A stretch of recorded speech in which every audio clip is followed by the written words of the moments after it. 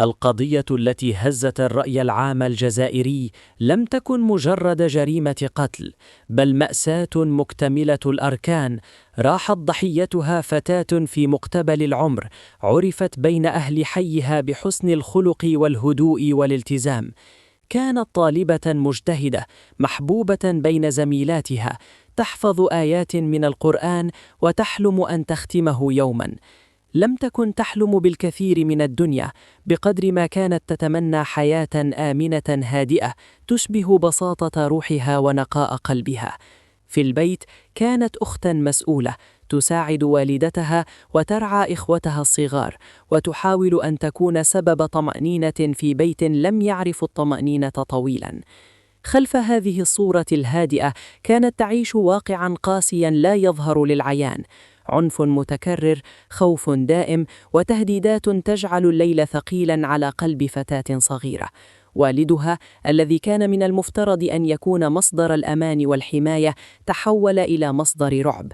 لم يكن العنف وليد لحظة غضب عابرة، بل سلوكا متكررا امتد لسنوات، حتى اضطرت الفتاة في مرات سابقة إلى اللجوء للجهات المختصة طلبا للحماية.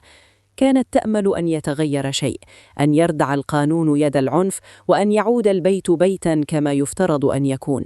لكن الأمل كان يخفت في كل مرة يعود فيها الخوف أقوى من قبل. في اليوم الأخير عادت الفتاة إلى المنزل وهي تحمل في صدرها شعورا ثقيلا بالقلق، كأن قلبها كان يستشعر الخطر. الجو كان مشحونا، والغضب حاضرا في نظرات الأب وكلماته.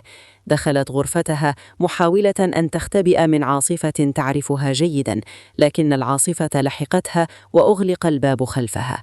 الأم كانت في البيت، تسمع الأصوات، تعرف أن الضرب قد يبدأ وينتهي كما في كل مرة، فتتدخل أحيانا بالكلام ثم تنسحب خوفا من أن يتحول العنف إليها أيضا. لكنها هذه المرة سمعت شيئا مختلفا، صرخة لم تشبه سابقاتها، صرخة تحمل معنى الاستغاثة الحقيقي. خرجت الأم إلى الشارع وهي تصرخ طلبا للمساعدة. لم تكن تعلم أن الدقائق القليلة التي قضتها خارج الغرفة كانت كافية ليرتكب الفعل الذي لا رجعة فيه. عندما عادت كان المشهد أقسى من أن تحتمله عين أم: جسد ابنتها الصغير غارق في الدماء، والصدمة تعلو الوجوه، والصمت يخيم على المكان. في لحظات تحول البيت إلى مسرح جريمة، وتحولت الحياة إلى ذكرى قبل تلك اللحظة المشؤومة. تم استدعاء الإسعاف والشرطة، ونقلت الضحية إلى المستشفى لتأكيد الوفاة وإتمام الإجراءات القانونية. الأب سلم نفسه لاحقا واعترف بما ارتكبه، لتبدأ مرحلة التحقيق والمحاكمة. الجيران، الأصدقاء، زميلات الدراسة، الجميع كانوا في حالة ذهول. كيف يمكن لبيت واحد أن يجمع كل هذا الحب الظاهر وكل هذا العنف الخفي؟ كيف يمكن لفتاة وصفت بالبر وحسن الخلق أن تنتهي حياتها بهذه الطريقة القاسية وعلى يد أقرب الناس إليها؟ القضية فتحت نقاشا واسعا حول العنف الأسري، وحول دور الأسرة والمحيط في حماية الضحايا، قبل أن تتحول المعاناة الصامتة إلى مأساة معلنة. البعض رأى أن الصمت الطويل كان شريكا غير مباشر في الجريمة، وأن الخوف من المواجهة أو من نظرة المجتمع قد يكلف الأرواح. آخرون رأوا أن بعض الأمهات يجدن أنفسهن محاصرات بواقع أقسى من قدرتهن على تغييره، فيخترن الصبر على أمل أن تمر العاصفة دون أن تبتلع أبنائهن. وبين هذا وذاك بقي السؤال معلقا: كم من الضحايا يصرخن بصمت ولا يسمعهن أحد إلا بعد فوات الأوان؟ رحلت الفتاة، وبقي البيت فارغا إلا من الذكريات الثقيلة. أهلها لم يعودوا قادرين على البقاء في المكان ذاته الذي شهد آخر أنفاسها، لأن الجدران باتت تذكرهم في كل زاوية بصوتها وملامحها وأحلامها التي لم تكتمل.